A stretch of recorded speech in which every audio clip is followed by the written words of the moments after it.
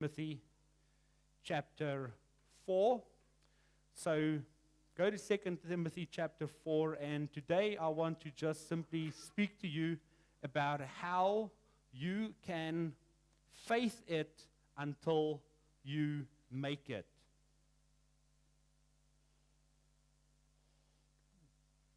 I'm going to read the passage for us, and then I'm going to paint a picture around it. And then I want to give you 6 points that you can work on in your own life. So the passage continues such as this, 2 Timothy chapter 4 from verse 9. It says, Timothy, please come as soon as you can. Demas has deserted me because he loves the things of this life and has gone to Thessalonica. Crescens has gone to Galatia. Titus has gone to Dalmatia. Only Luke is with me. Bring Mark with you when you come, for he will be helpful to me in my ministry. I sent Tychicus to Ephesus. Don't worry, we're not going to do a spelling test on his name later on. When you come, be sure to bring the coat I left with Carpus at Troas. Also bring my books and especially my papers. Alexander the coppersmith did me much harm, but the Lord will judge him for what he has done. Be careful of him, for he fought against everything we said. Verse 16. The first time I was brought before the judge, no one came with me. Everyone abandoned me. May it not be counted against them. But the Lord stood with me and gave me strength so that I might preach the good news in its entirety for all the Gentiles to hear. And he rescued me from certain death. Yes, and the Lord will deliver me from every evil attack and will bring me safely into his heavenly kingdom. All glory to God forever and ever. Amen. Aside from the 3 verses that follow this passage, this would be the very last words of the person who wrote about a third of the New Testament. Paul is writing this letter, and he understands that this is one of the last things that he will ever write. He is sitting inside a prison, and when we say prison in this regard, we are really saying just a hole that's dug into the ground where he's sitting, chained to a wall, and that's where he is, awaiting his own execution. He can see the writing is against the wall, and it is autumn, winter is coming. He understands that ahead of him is a very, very big trial. It's the trial of the mind, the battle in the mind, the battle against spiritual forces, the battle against those who have persecuted him. It's a battle of faith. What we normally do when we find ourselves in a place such as that, we try to pull ourselves up by our bootstraps and say, just fake it until you make it. In fact, just as I said, fake it until you already in your mind finished that sentence. Is that something of a mantra that we continue to say? Just fake it until you make it. There's a couple of problems with trying to fake it until you make it. The first one is it takes a lot of energy. It takes a lot of emotional energy to fake it, to put up a face in front of everyone else and then simply try to go ahead with life as normal. Putting up a beautiful picture for everyone else to see when back home everything is falling apart. Then the second thing is when you fake it until you make it, essentially what you are saying is that I will rely on myself to get myself out of this situation. I will just have to dig deep, and I will just have to prop myself up, and I will just have to find a way. 10 out of 10 for persistence, resilience, perseverance.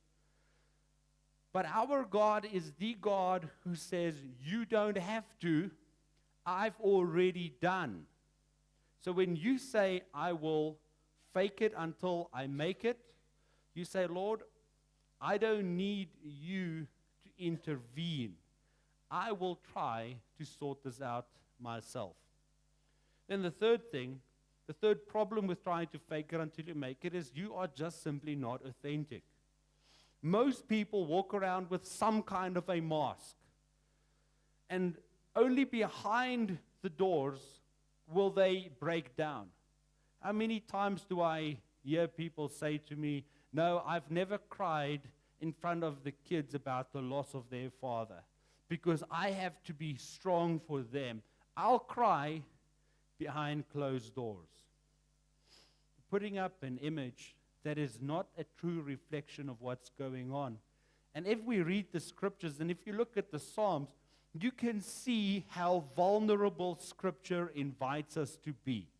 When things aren't going well, you don't have to act like they are going well. Be authentic. This invites you to say, I cannot fake it until I've made it. But I can faith it until I finally make it. Paul shows me about 6 things in this passage that really helps to faith it until you make it. The very first instance that we can see here is in verse 9 to 11. I'll just highlight some of the passages or parts of this for you. But what he is doing is he is actively looking for good people to be around him. If you want to faith it until you make it, don't sit and wait for people. Actively go and look for good people to come and prop you up. Timothy, please come when? As soon as you can. This one has gone there. This one has gone there. This one has gone there. What do you say? He says to them, bring Mark with you when you come, for he will be helpful to me in my ministry. So very often when things aren't going well, we have the habit of secluding ourselves, of hiding away from the rest of the world and saying, this is my problem and I have to deal with it in my own cut off, secluded self. Scripture shows us that we are not independent people. We are interdependent people. God wants me to help carry your burdens, and he wants you to help carry mine. He wants you to take care of the people that's sitting just around you in church this morning. He wants you to be able to reach out to the good people that God has put you in a church with, to simply say, I'm struggling, please pray with me. Please just be here with me.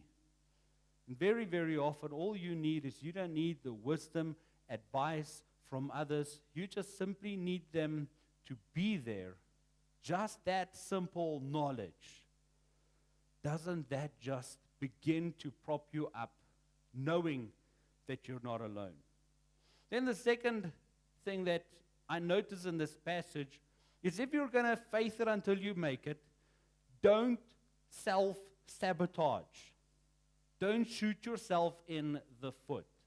I can imagine how Paul would easily do this. I'm a martyr for serving Jesus. I am persecuted for loving Jesus. I am in jail because I share the gospel of Jesus Christ. Oh, woe to me. If I'm going to suffer, let me do it properly. Winter is coming, and oh, I don't want dear poor Timothy to make an extra turn just in order to go pick up my cloak, my jacket. I'll just stay cold because, well, what else do I deserve? I unfortunately meet so many people that when they find themselves in a tough situation, do everything in their power to make that tough spot even tougher by simply denying themselves some of the most basic, logical things necessary. Guys, you're with me on this one. We are never sick, right? No, I don't need to go to the doctor. No, I'm fine, thank you. Oh, no, I don't need to go buy a new jacket for this winter. I'm sure this will be a very, very warm winter. Meanwhile, you are dying of cold. Oh, no, you know what? I don't need to get any kind of counseling for post-traumatic stress. I don't need to get any help for my depression. You know what? I think I'll just be okay on my own. If the help is there, take it. If the jacket is there, put it on. If you are suffering somehow, you don't have to make it more difficult by sabotaging yourself. Understand what your position is. Your position is a servant of the Lord Jesus Christ, but at the same time, your position is a son of the King of Kings. What does a son and a daughter of the King of Kings deserve other than what is good for all life and godliness? Don't deny yourself simple, practical things because you think it makes you more spiritual. Here's the third one. Paul made a habit of breathing the Bible. Look at what he says. He says in verse 13, he says to Timothy, and when you come, bring sure to bring the coat, and then also bring my books and especially my papers. Some of the older translations use the word parchments, those rolled up scrolls. What he's saying here is, I've got some copies of the Bible, what we would call the Old Testament. I have some copies of the Bible. I want them with me. Is a prison, which is nothing other than a muddy dungeon filled with feces, the best place to keep some scrolls? Probably not. Does he know some of the scriptures off by heart? Absolutely yes. Does he realize that if he does not spend the time when he is suffering the most breathing the Bible, that he will fall and fail? Yes, he knows that too. When you least want to read the Bible, that is when you need it the most. One of my mentors says it like this. He simply says, when you don't want to read the Bible, that's when you need to push through and read it. That's it. It is as simple as that.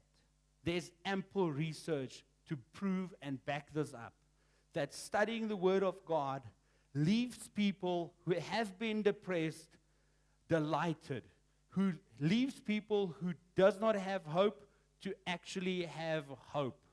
And all the research in the world simply slots beautifully into this one single saying. A person whose life doesn't fall apart is almost always the person who has a Bible that is falling apart. If your Bible falls apart, that's probably a sign that your life is not falling apart. Study, breathe the Bible, then you will be able to stand against all the attacks from the evil one launched against you. Here's a fun one. I like this one. I'll read the verse again, and then we'll discuss about this. Verse 14.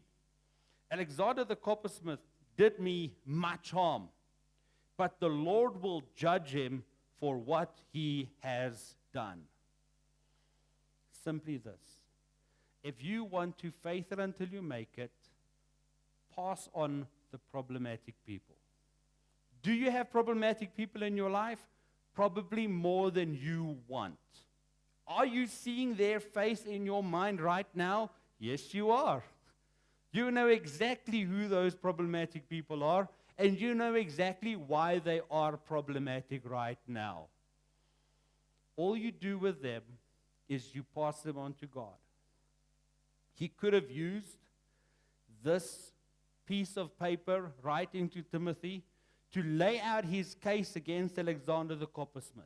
He could have written down everything that this man has done.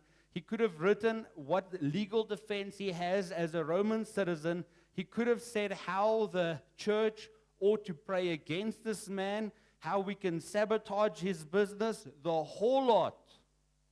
He just simply says, you know what? I do not have enough space in my heart and in my mind to love God and hate people at the same time.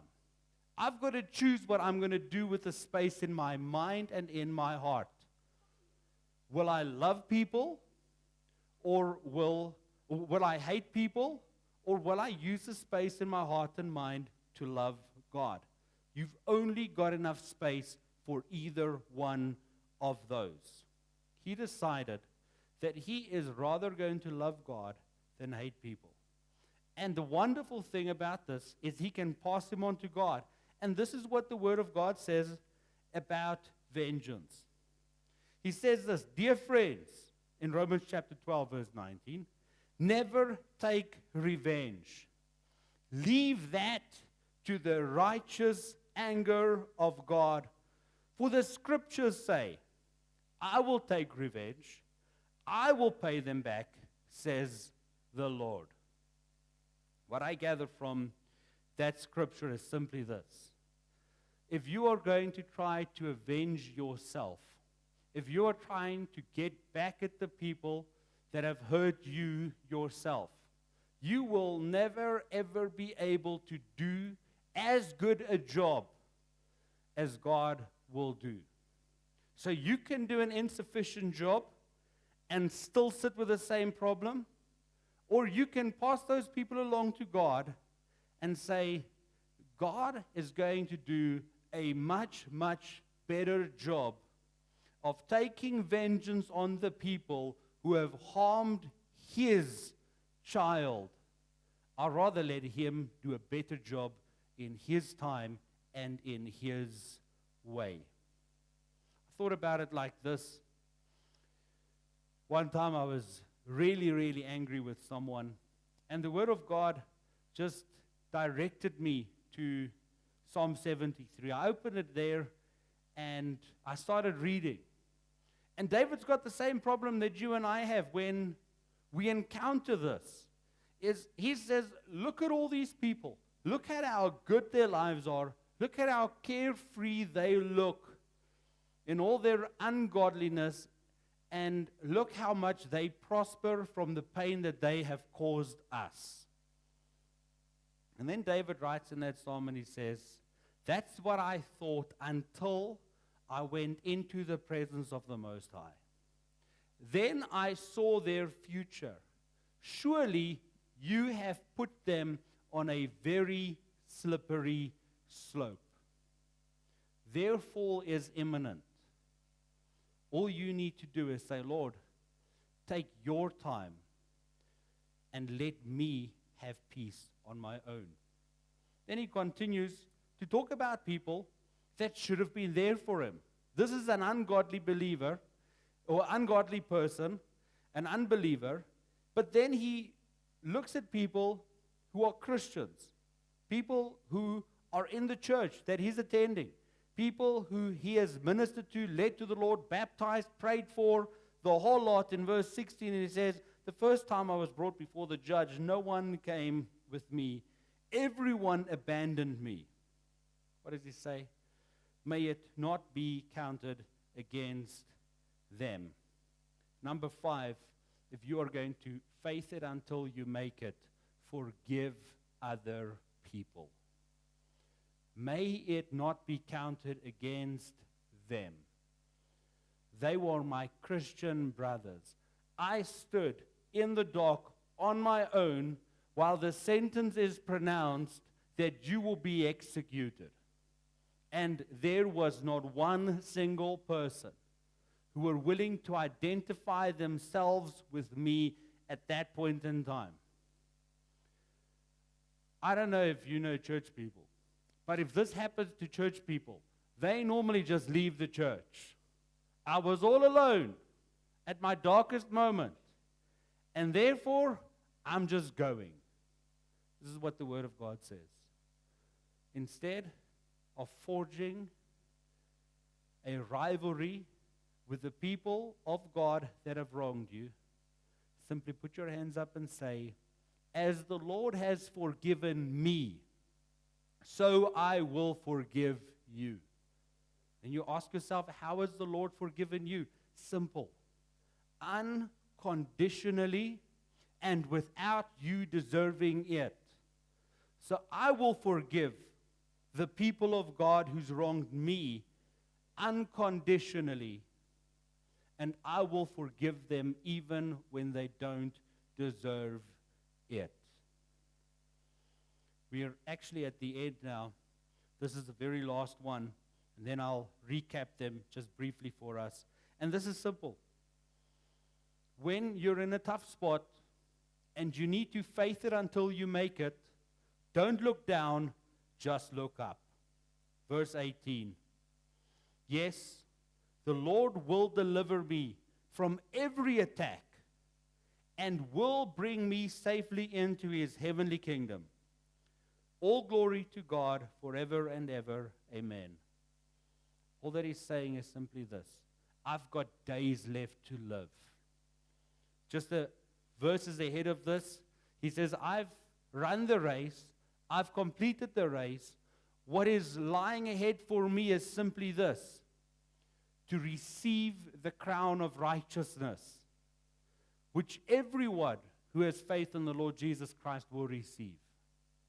I can sit right now and I can say, I was not born into a house where my parents ever thought that my last moments will be in a dungeon. I've got the name of a Roman citizen. I shouldn't be dying like this. I did nothing wrong. I'm dying because I'm really innocent of any kind of wrongdoing. I should not be in this position. This is unfair. He could have easily said that. That's looking down. You can look down and say, I should not have been molested. My parents should not have died in a car crash. I should not have had my pension stolen. I should not have been left to fend on my own. I should not have. Or you can simply say, you know what? Instead of looking down at everything that is wrong, I can look up and I can see where I am going. And I can choose to focus on the Lord who will lead me and rescue me from every evil attack. And I can choose to look at Jesus who will lead me safely into his heavenly kingdom. If you do that, I know that the things of this world and the trials of this world and the pain of this world will simply vanish in comparison to the light and the glory and the grace of the Lord Jesus Christ. I've given you 6 things to help you to faith it until you make it. Number 1, go look for good people. Actively look for them. Don't sabotage yourself. Breathe the Bible. Pass on the problematic people.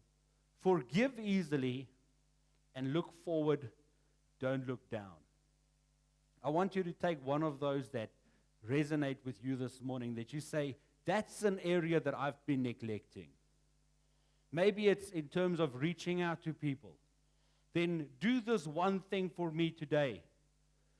Go reach out to someone that is a stabilizing force in your life and say, I need you to pray for me. If you are saying that you've got a problem passing on people to God for vengeance, then I want you to go and sit with God and say, Lord, I'm giving them to you and I don't want them back. And then go do the follow-up work of making sure they don't land in the inbox of your mind again.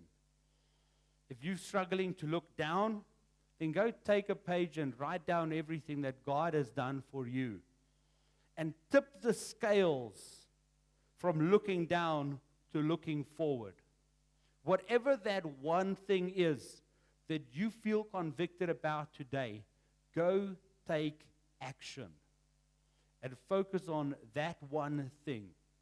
If you do that, the other 5 will follow easily. Let's pray together.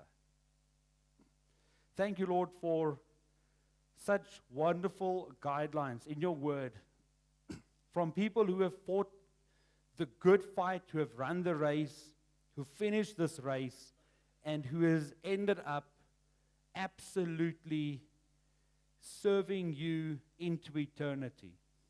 Thank you, Lord, for the model that they are to us, and thank you that we can emulate them as they have imitated Christ. This morning I pray, Lord, that you will guide us in our hearts and our minds, and Father, help us to follow through on every action we need to take, so that instead of faking it until we make it, that we may faith it until we make it. Amen.